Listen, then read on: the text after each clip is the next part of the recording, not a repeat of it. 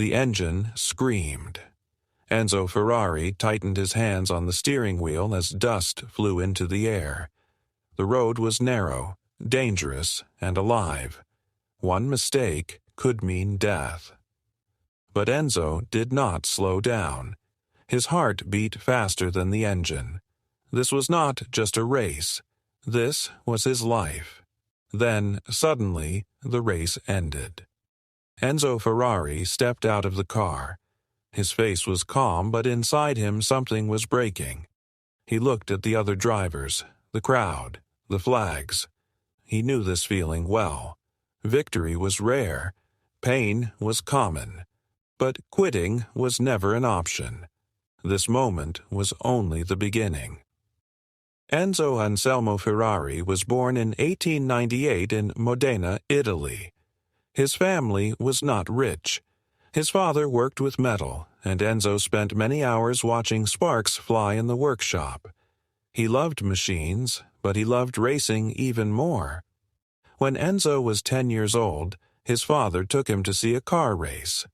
The noise, the speed, the danger, it changed him forever. From that day, Enzo did not dream of safety. He dreamed of racing. Then life became cruel. When Enzo was still young, his father died. Soon after, his brother also died.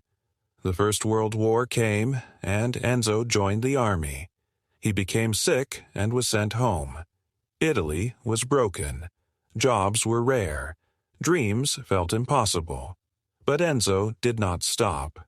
He wanted to work with cars, but no one wanted him. Fiat, the biggest car company in Italy, rejected him. For many people, this would be the end. For Enzo, it was fuel. He found a small job as a test driver. The cars were slow, the pay was low, but Enzo learned. He listened to engines like doctors listen to hearts. He learned what a car needed to survive. Soon, Enzo started racing himself. He was not the fastest driver. He was not the bravest. But he was smart. He understood strategy. He understood people. Most importantly, he understood passion. In 1929, Enzo created Scuderia Ferrari. At first, it was not a car company. It was a racing team. They used Alfa Romeo cars. Enzo was not building cars yet. He was building something more important, a reputation. Drivers trusted him. Mechanics respected him. Enzo pushed everyone hard, very hard. Some people loved him. Others feared him. But everyone knew one thing. Enzo Ferrari lived for racing. Then tragedy returned. Many drivers died. Racing was dangerous, and Enzo carried the weight of every loss. He blamed himself. He became colder, more distant. Racing gave him purpose, but it also took pieces of his soul.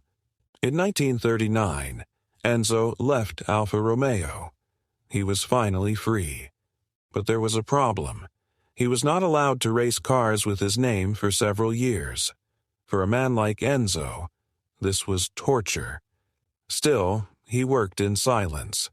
During World War II, bombs fell on Italy. Factories were destroyed. People were hungry. Enzo moved his workshop to the countryside. He rebuilt it again and again.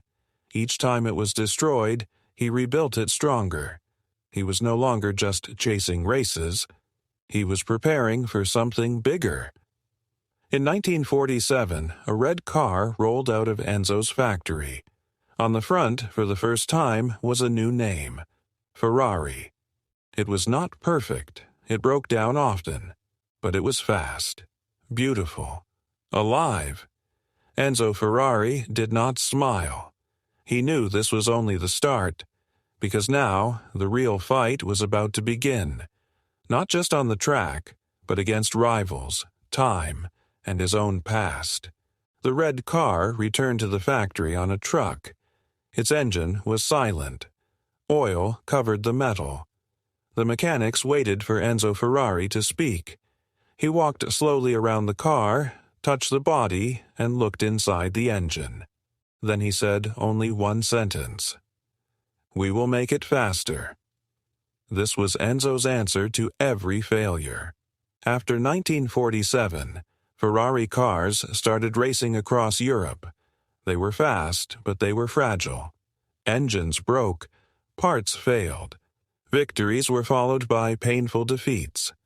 But when Ferrari won, the world noticed. Enzo Ferrari believed one thing very strongly. Racing came first. Road cars were not his dream. He built them only to pay for racing. If someone bought a Ferrari, it was because racing needed money. Nothing more. This thinking made Ferrari special. It also made Enzo difficult. He argued with engineers. He pushed drivers to the limit. He changed teams without warning. Many people left. Many people cried. But some stayed, because working for Enzo Ferrari meant being close to greatness.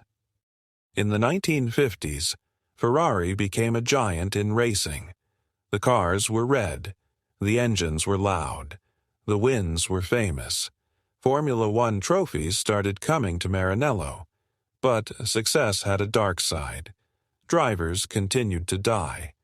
One by one, young men lost their lives in Ferrari cars. Enzo attended funerals. He sent flowers. He wrote letters to families. But inside, he closed himself more and more. People started calling him Il Commendatore. He was respected. He was feared. He was alone. Then the greatest pain of his life arrived. In 1956, Enzo's son, Alfredo Dino Ferrari, died at the age of 24. Dino was sick for many years. He worked on Ferrari engines, even while in pain. Enzo believed Dino would lead Ferrari one day. When Dino died, something inside Enzo Ferrari broke forever. He stopped going home early. He lived in his office. He wore dark glasses even indoors. Ferrari became his family. Racing became his escape. And still the cars kept racing. In 1957, another disaster hit. During the Mille Miglia race, a Ferrari crashed. The driver, co-driver, and several spectators died. Italy was shocked. Enzo Ferrari was blamed. He faced court. He faced hate. Some people wanted Ferrari racing to end. Enzo did not give up. He survived the trial. Ferrari continued. But Enzo understood the world was changing. Racing could not stay the same forever. Then a new enemy appeared. His name was Ferruccio Lamborghini. Lamborghini was rich. He built tractors. He bought Ferraris. One day, he complained to Enzo about a problem with the clutch. Enzo answered coldly and with pride. He told Lamborghini to stay with tractors. Lamborghini did not forget this. He decided to build his own cars, better, more comfortable, and just as fast. A war began. Ferrari versus Lamborghini. Passion versus perfection. Track versus road. Enzo Ferrari did not talk much about Lamborghini, but inside the fire burned stronger. As Enzo grew older, Ferrari grew bigger. The company needed money. Racing was expensive. In 1969, Enzo made a painful decision. He sold part of Ferrari to Fiat. Some people said he betrayed his dream. Enzo knew the truth. Without Fiat, Ferrari would die. He stayed in control of racing. He stayed in his office. He stayed with his ghosts. But Ferrari survived. The red cars kept winning, and Enzo Ferrari kept watching, silent, proud, and never satisfied. But time was moving forward, and soon Enzo Ferrari would face his final race against age, legacy, and the question he never answered. What happens to Ferrari when he is gone? The factory was quiet. Enzo Ferrari stood by the window in Maranello and listened. No engines, no shouting mechanics, only the soft sound of papers moving in the air. Outside, the test track waited. Inside, time moved faster than any car. Enzo was old now, but his mind was still racing. In the 1970s and 1980s, Ferrari faced a new world. Racing was no longer wild and romantic. It was technical, political, controlled by rules and money. Enzo Ferrari did not like this world, but he understood it. Ferrari struggled in Formula One. Rivals were stronger. Technology moved fast. Enzo trusted young engineers and strong leaders. One of them was Niki Lauda. Lauda was not emotional. He was precise, cold, perfect. At first, Enzo did not like him, but Lauda brought discipline. In 1975, Ferrari won the Formula One championship again. Then tragedy returned. In 1976, Niki Lauda crashed in Germany. His car burned. Doctors said he might die. Enzo Ferrari did not visit him in the hospital. Many people judged him for this, but Enzo believed emotions made people weak. 6 weeks later, Lauda returned to racing. Ferrari became stronger than ever, but Enzo Ferrari was tired. He walked slower. He spoke less. He spent hours alone, thinking about the past, about drivers who never came back, about Dino, about the future of Ferrari without him.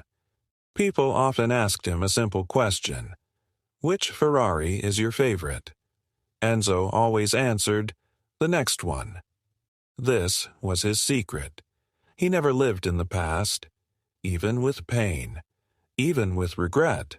He always looked forward. In August 1988, Enzo Ferrari died at the age of 90.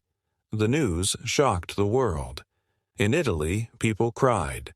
Ferrari flags flew at half-mast. Racing stopped for a moment. 2 weeks later, something unbelievable happened. Ferrari won the Italian Grand Prix. McLaren, the strongest team that year, lost. The red cars crossed the finish line first. Many people said it was destiny. Enzo Ferrari was gone, but his spirit was still on the track. Today, Ferrari is more than a company. It is a symbol, a dream, a sound, a color, red. Enzo Ferrari once said that a car must have a soul. Maybe that soul was his own, because every time a Ferrari engine starts, every time a red car enters a race, Enzo Ferrari is still there. The engine started without him. In Maranello, the gates opened as always. Mechanics went to work. Designers drew new lines. Drivers put on helmets. Enzo Ferrari was gone, but Ferrari did not stop. That was the true test. After Enzo's death, many people asked the same question: can Ferrari survive without Ferrari? The answer was not easy. In the years after 1988, Ferrari struggled again. Formula One became faster, smarter, and more complex. Other teams used new technology. Ferrari made mistakes. Fans were impatient. The red cars were fast, but not fast enough. Still, one thing never changed. Ferrari refused to lose its identity. The company did not chase comfort. It chased emotion. Every Ferrari had to feel alive. Loud engines, strong steering, pure connection between the driver and the car. This was Enzo's invisible rule. In the 1990s, Ferrari made a bold decision. They rebuilt the racing team from the ground up. New engineers, new managers, new discipline. A young driver arrived from Germany. His name was Michael Schumacher. Schumacher did not race for fame. He raced to win. He trained harder than anyone. He pushed the team every single day. Slowly, Ferrari became stronger. Then history changed. From 2000 to 2004, Ferrari dominated Formula One. 5 championships in a row, red cars, loud engines, total control. Ferrari was back on top. Many fans said the same thing. This is what Enzo wanted. Outside racing, Ferrari road cars became legends. The F40, the Enzo, the LaFerrari. Each model was not just a car, but a statement. Fast, beautiful, uncomfortable, perfect in its own way. Ferrari did not try to please everyone, and that made it special. Today, Ferrari is a global icon. It is on posters, clothes, watches, and screens. But at its heart, Ferrari is still about one thing: racing. Every season, the same hope returns. This year will be our year. That hope is pure Enzo Ferrari. He believed that pain creates strength, that failure is a lesson, that speed is a form of truth. Ferrari still lives by these ideas. Enzo Ferrari once said that racing is a terrible disease, but he also knew it was the only disease he wanted. He built more than cars. He built a way of thinking. And as long as red cars race forward, as long as engines scream and fans believe, Enzo Ferrari's story is not finished. It is still being written. The lights go out. For a second, the world holds its breath. Then the engines explode into sound. Red cars launch forward. The crowd rises as one. Somewhere between the noise and the speed, a thin red line connects the past to the present. That line is Enzo Ferrari. Ferrari today lives in 2 worlds. One world is made of carbon fiber, computers, and data. Engineers study numbers more than engines. Races are decided by strategy and precision. The other world is older. It is the world of fear before a race, of hands shaking inside gloves, of drivers pushing beyond logic, of machines screaming as if they are alive. Ferrari walks between these worlds every day. This is not easy. There are seasons of hope and seasons of pain. Victories come, then disappear. Critics speak loudly. Fans suffer, but they never leave.